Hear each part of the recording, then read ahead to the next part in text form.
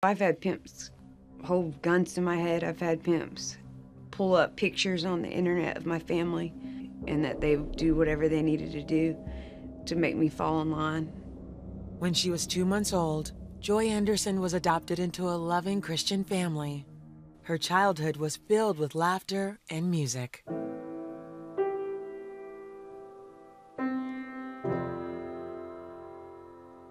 She excelled as a piano player. However, as a teenager, the piano became an afterthought, as Joy turned to alcohol and marijuana as a way to fit in with her peers. During that time, she left her home and her family. I had been kind of in and out of different people's houses because I was homeless. I couldn't go home because I didn't want to live under their rules. At 17, while at a club, she met a woman who told her how she could make big money fast as a prostitute.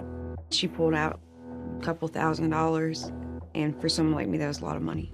But I was desperate and vulnerable. It was almost like, this is the perfect timing. I need this. If you don't feel worthy of having a healthy family, it's almost like when that darkness does come to you and say, here, we welcome you in. It's like you buy into a lie. And that's what happened with me. I definitely bought into a lie. Her new family introduced Joy to crack cocaine. And after one hit, she was immediately addicted and trapped. All of a sudden, I was hooked on it. I knew that I needed that to do whatever he told me. And it also helped me check out emotionally. So when men came in, I didn't really have to be all there, because I wouldn't want to be all there. Nobody would. You need more and more to see different clientele. And the pimps knew that. It was just getting really dark. After several terrible years trapped in addiction and trafficked for prostitution, Joy began dreaming of a normal life. The pimp took us to this gas station one time, and I saw this mom and dad pull into the gas station with their children. And they had like a minivan. And I remember thinking, I want to go to that kind of normal again. But it just felt so far away from the darkness I was in.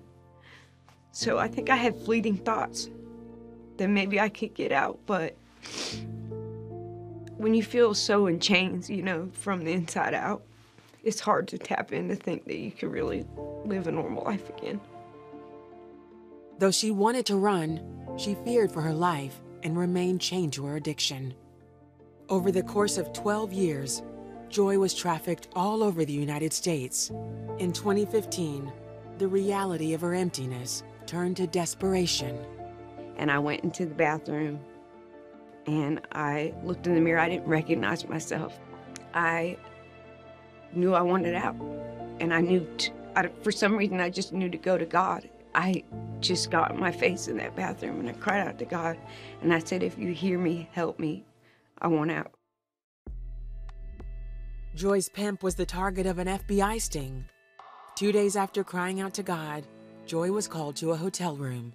And when I walked in and he closed the door behind me, I turned around and looked at him, and he pulled out a necklace, a long necklace with a badge on it. And I was like, and it said FBI. And he said, we're doing a human trafficking sting, basically. And I just broke down in tears. And they also brought a woman in there, and she was an advocate for human trafficking victims. And she told me, God sent us here to tell you that he loves you and that this is your way out. And if you'll give your life to him, he'll set you free. And I just bawled like a baby. She told me I had worth.